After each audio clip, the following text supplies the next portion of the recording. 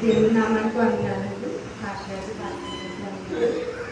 వచ్చిన సంఘానికి కూడా వందనాలు చెల్లిస్తున్నానండి.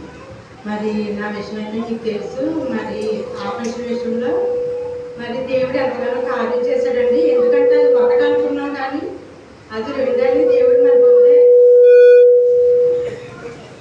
మరి ఎటువంటి ప్రమాదం అపాయం లేకుండా మరి 2 ఆపరేషన్ జరగకుండా ఒకసారి 2 ఆపరేషన్ జరిగేలాగా దేవుడు ఎంతగానో సహాయం చేశాడండి.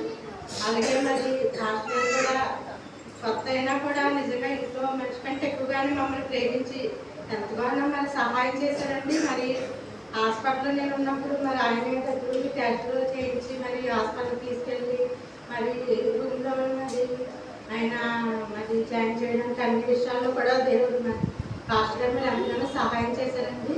మరి శ్రమ అనుకోకుండా 5 నెలలు కూడా మరి నేను బలహీనతలు కాకుండా దేవుడు వారిలో మరి నన్ను పెంచాలని మరి దైవజనులు ఎంతగానో మరి నా కొరకు ఎంతగానో మరి ఆయన శ్రమపడి 5 నెలలు కూడా వచ్చి సన్నిధి మరి మా ఇంటి దగ్గర జరగడానికి తోడు చూపించడం దేవుడు అంతగానో మరి పాస్టర్ గారు కూడా ఎంతగానో సహాయం చేశారు. అలాగే మరి ఆదివారమే కాకుండా ప్రార్థనలో కూడా బలపడాలని శుక్రవారం కూడా మరి మా ఇంట్లో ప్రార్థన జరుగుతుందండి.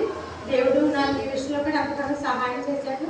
అలాగే మీరు అందరూ కూడా నా గురించి నా కుటుంబం గురించి ఎంతగానో ప్రార్థన చేశారండి. అందుని బట్టి మీకు వందనాలు చెల్లిస్తున్నాను. మరి ఈ దినాన్ని ఇలాగా మరి సజీవులుగా నుంచి అన్ని బలహీనతలు నాకు తీసివేసి దేవుడు ఇలాగ నన్ను మరి ఈ దినం మందిరానికి తీసుకొచ్చాడండి. అందుని బట్టి దేవుడికి వందనాలు చెల్లిస్తున్నాను. ఇంకా మరి మా కుటుంబ విషయంలో ప్రార్థన చేయాలని కోరుకుంటున్నాను. మరి దేవుళ్ళు మేము ఇంకా ఎదగాలని అలాగే మరి ఇక్కడ వ్యాపారం విషయంలో కూడా దేవుడు సహాయం చేయాలని మరి మా కొరకు ప్రార్థన చేయాలని చిన్న సాక్ష్యం దేవుడు ఉంటున్నారు. దేవునికి మహిమ కలుగును గాక. హల్లెలూయా.